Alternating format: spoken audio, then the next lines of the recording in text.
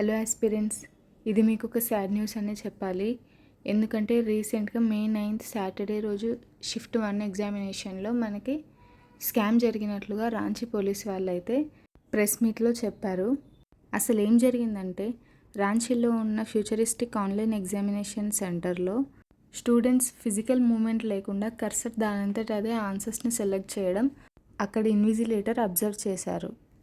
Only కొంతమంది స్టూడెంట్స్కి మాత్రమే అలా జరగడాన్ని చూసి అతను ఫోన్లో రికార్డ్ చేశారు. ఈ విషయాన్ని వీళ్ళు రాంచీ పోలీస్ వాళ్ళకైతే ఇన్ఫామ్ చేశారు. పోలీస్ వాళ్ళు సెంటర్కి రావడం జరిగింది.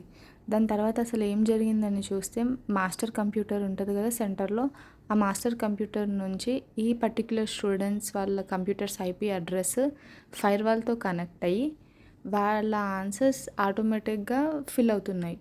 ఈ స్టూడెంట్స్కి సంబంధించిన మొబైల్స్ అవన్నీ పోలీస్ వాళ్ళు తీసుకున్నారు. స్టూడెంట్స్ పోలీసులకు ఏం చెప్పారంటే, ఇలా ఎగ్జామ్ సెట్ చేసినందుకు పర్ పర్సన్ 13 lakhs మాట్లాడుకున్నామని చెప్పారు.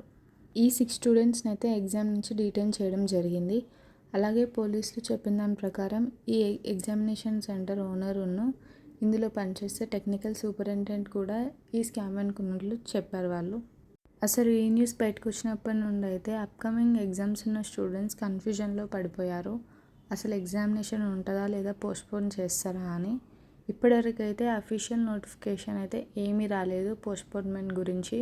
ఇలాంటి న్యూస్ విన్నప్పుడు మీకు చాలా బాధగా అనిపిస్తుంది. ఎందుకంటే మీరు 1 year లేదా 6 months నుంచి ఎగ్జామ్కి ప్రిపేర్ అవుతూ ఉంటారు. సడన్గా ఎగ్జామ్ రాద్దాం అనేసరికి ఇలాంటి న్యూస్ బయటకు వచ్చేసరికి చాలా మైండ్ అనేది డిస్ట్రాక్ట్ అవుతూ ఉంటుంది. కానీ అలా జరగకుండా మీరు ఎగ్జామినేషన్ ప్రిపరేషన్ అనేది కంటిన్యూ చేస్తూ ఉండండి. పోస్ట్పోన్మెంట్ గురించి ఏదైనా న్యూస్ వస్తే నేను అప్డేట్ చేస్తాను మన ఛానల్లో.